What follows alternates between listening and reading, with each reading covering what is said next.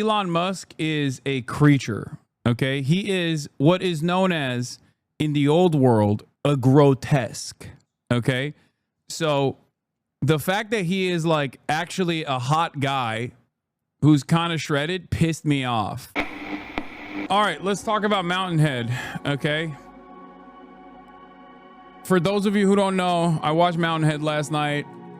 Here, we'll watch the trailer for it, okay? And I'll go through it piece by piece. Here it is. It's a HBO original made by the creators of Succession. That was what actually pulled me in initially. Jesse Armstrong, like I like Succession. Mountainhead was nowhere near as good, I would say, as Succession, but it's still pretty good. But it was also very frustrating to watch. There were cringe moments and there were very frustrating moments. I wouldn't put it in the same category as like Succession as far as like realistic. I think part of it is because my dude was afraid of going super hard on the billionaire mega donors. I think that's what it is. Like there were good parts to it. There were funny parts to it, but overall it's kind of mid. Overall kind of mid. Here, it's let me go through the synopsis real quick. Mountainhead is a 2025 American satirical comedy drama television film written and directed by Jesse Armstrong in his directorial debut, starring Steve Carell, Jason Schwartzman, Corey Michael Smith, and Rami Youssef. Very interesting cast. Okay, very interesting cast. I mean, pretty solid cast, as a matter of fact. You got Jesse Armstrong, you got Steve Carell, you got Jason Schwartzman. I don't really know Corey Michael Smith, but you got Rami Youssef. Great cast overall. The expectation when I dove into it was that it was going to be good, right? That it was going to be at least like, I mean, it was watchable for sure, but I thought it wasn't just going to be watchable. I thought it was going to be actually good. But there was something missing. Is it going to be funny? No, it's funny in the way that Succession is, but also not as funny in the way that Succession is funny. The plot is four wealthy friends who are, three of them are in the billionaire club. One of them is not in the billionaire club. And all four of these characters are basically like a consolidation of like real existing billionaires, for the record. Like they pick and choose from different aspects of like different billionaires. They get together. Four wealthy friends meet for a retreat amidst growing global upheaval caused by AI-generated disinformation produced and disseminated via fictional social media platform Tram. Among them are Venus Van Parish, owner of Tram, Jeff Aberdazzi, owner of Builter, a fictional company specializing in AI that creates like basically safeguards around AI, Randall Garrett, an older member and mentor of the group who has recently received an incurable cancer diagnosis, and Hugo Super Van Yalk, who, despite his $521 million net worth, is significantly less wealthy than his multi-billionaire friends. Super brings his three other billionaire friends. This is not a spoiler. Like, I'm not giving you any spoilers. This is just a synopsis. Okay? He brings them together for a weekend retreat. Now, the parts that I want to talk about are the characters and who they resemble, or what character flaws that they have that resemble the obvious character flaws that many of the billionaires that we know and love to hate have. And I will say here, I'll go off of like the actual people in the, hold on, I'll zoom into this. This guy, played by Steve Carell, is basically like a Peter Thiel type, or a, what's the egghead? The Mark Andreessen, Peter Thiel. It's like a combination of all of those guys. The fact that he has cancer and is like is trying to cure that cancer in the most insane ways, I think resembles Steve Jobs. That's a nod to Steve Jobs, because that was what Steve Jobs did as well. For those of you who don't know, he was a bit of an RFK style. Cancer can be treated by being away from technology by the end of his life. This guy, Super, is like a shitty app developer. He's like a hanger-on, maybe like the All-In podcast style deal. His app that he has is like a meditation app that he's trying to sell as a lifestyle app. And then this is the Elon Musk archetype. He's like basically Elon Musk and Sam Altman, but like very close to Elon Musk. And this dude doesn't exist in the tech world. He is supposed to be the moral compass. He is supposed to be the everyman, but he doesn't fucking exist in the tech world. So that was something that was frustrating to me. I get that, like, in order to move the plot along, you have to make like a guy be normal and look at the insane things that are popping off. There is no guy like this that's a fucking multi-billionaire. That's not a real guy. It was so unimaginably unrealistic. It pissed me off. Yes, he is the audience surrogate.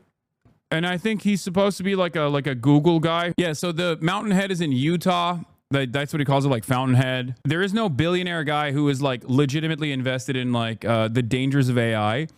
But they try to position that by saying like his entire net worth revolves around how dangerous this guy's AI stuff is and how racist this guy's AI stuff is. And because his product is supposed to put like limiters on AI and to show people what is fake and what is real, it's not like a real person. But ultimately, there are a lot of parts. There are a lot of parts in the back and forth, I think, that I appreciated. For example, what did I appreciate? They constantly posture with pop philosophy, and they're constantly wrong in their assessment. Like, they really, like, Jesse Armstrong clearly read a shit ton of books that these dipshits have written, okay? Like, they utilize all of the terminology that Silicon Valley tech CEOs utilize.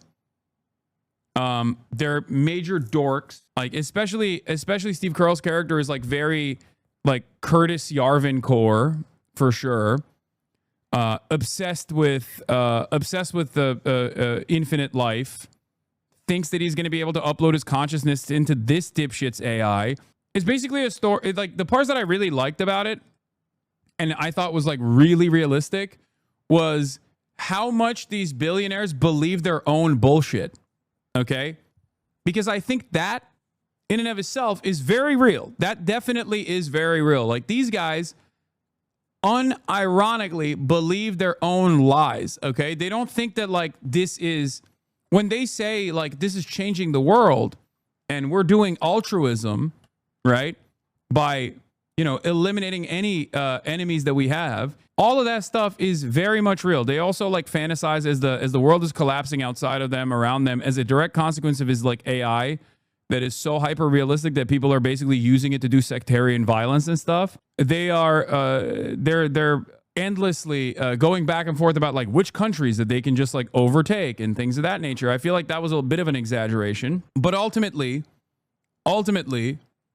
I think it's a miss. The parts that I liked were, you know, the tech lingo and things of that nature, and the realistic aspects of that, and the fact that like these billionaires believe their dumbass products actually are changing the world, and they legitimately think that they're changing the world for the better, and how much they care about their net worth growing while people are suffering. All that stuff was great. But the stuff that I thought was like really, I mean, the ending was dumb. The big hook was dumb. Not an exaggeration, really. They're referring to Curtis Yarvin's bullshit that Peter Thiel fully subscribed to. No, I know. But I'm saying, like, as a standalone media product, there's not like a real fucking story there, is what I mean. And my expectation from Jesse Armstrong is that this was going to be, my expectation was that it would be more impactful. There would be more of a point to all of it, when in fact, there was no point to all of it at all, right? It's satire, but satire is supposed to have, satire is very good at making a mockery of real things that are happening. It was a little bit of a disappointment for sure. I don't know why the reviews are all giving it 1 star though, because I don't think it's a 1-star movie. It is definitely a watchable movie. It's not like completely unwatchable. I wouldn't say it's unwatchable. There's like definitely parts. If you are familiar with like Curtis Yarvin, and if you're familiar with like the tech CEOs, like the Peter Thiels of the world and whatnot, like there will be some takeaways for you. The give soup some country plot thread was eye-rollingly bad. Yeah, I didn't like that at all. I did not like that at all. I hated that. Like their discussions about like overtaking Argentina and other countries, like all that stuff was so stupid. And I hated the ending. I hated the ending.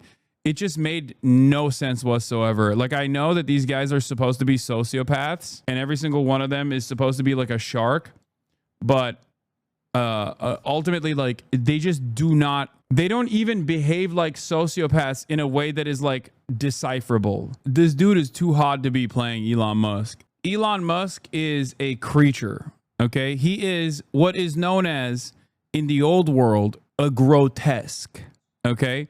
So the fact that he is like actually a hot guy who's kind of shredded pissed me off. I know that he's like a Zuck and Elon Musk archetype. He looks more like the guy that owns Telegram than either of those dudes. I did like the US coup angle, but then he dropped it. No, it wasn't that good. It wasn't good at all.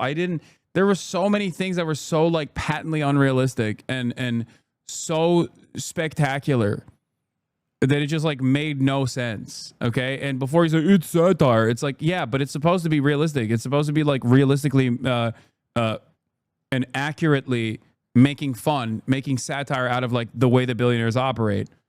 And it wasn't just like a cartoonish depiction of billionaires. I feel like it didn't go hard enough on their sociopathic nature.